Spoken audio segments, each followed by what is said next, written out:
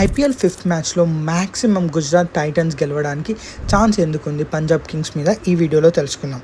First stronger squad Gujarat టైటన్స్ని చూసుకున్నట్టయితే వాళ్ళకు more balanced and deeper squad ఉంది పంజాబ్ కింగ్స్తో పోల్చుకున్నట్టయితే. లైక్ కీ ప్లేయర్స్ని చూసుకున్నట్టయితే జాస్ బట్లర్ మరియు రషీద్ ఖాన్ కావాల్సినంత స్కిల్ని మరియు ఎక్స్పీరియన్స్ని ప్రొవైడ్ చేస్తున్నారు గుజరాత్ టైటన్స్కి. And second the bowling attack.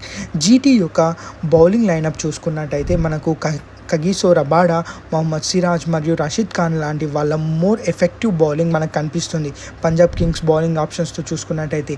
Third the home advantage.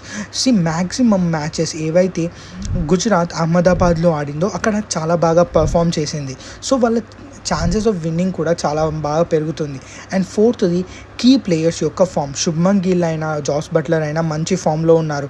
So దీంతో జీటీ యొక్క బ్యాటింగ్ లైనప్ పర్ఫార్మెన్స్ కూడా చాలా బాగుంటుంది పీబీకేఎస్ యొక్క బౌలింగ్ స్కిల్స్తో చూసుకున్నట్టయితే. And fifth the head to head record. మనం 5 మ్యాచెస్లో చూసుకున్నట్టయితే గుజరాత్ ఇప్పటికే హెడ్ టు హెడ్ మ్యాచెస్లలో 3 times గెలిచింది. సో ఇక్కడ చిన్న అడ్వాంటేజ్ అయినప్పటికీ కూడా ఇది ఒక అడ్వాంటేజే. అండ్ ఇంకొకటి ది పిచ్ కండిషన్స్. అహ్మదాబాద్లో చాలా వరకు హై స్కోరింగ్ మ్యాచెస్, ఇది హై స్కోరింగ్ పిచ్ కాబట్టి. సో అలాంటి టైంలో స్ట్రాంగ్ బ్యాటింగ్ లైనప్ ఉన్న గుజరాత్ టైటన్స్కి ఎక్కువగా అడ్వాంటేజ్ ఉంటుంది పంజాబ్ కింగ్స్తో పోల్చుకున్నట్టయితే. And seventh the injury free squad. 2 squads కూడా దగ్గర ఇంజురీస్ లేవు, కానీ గుజరాత్ టైటన్స్ ఇంకా ఎక్కువగా ఫిట్నెస్గా ఉన్నట్టు కనిపిస్తూ ఉంది.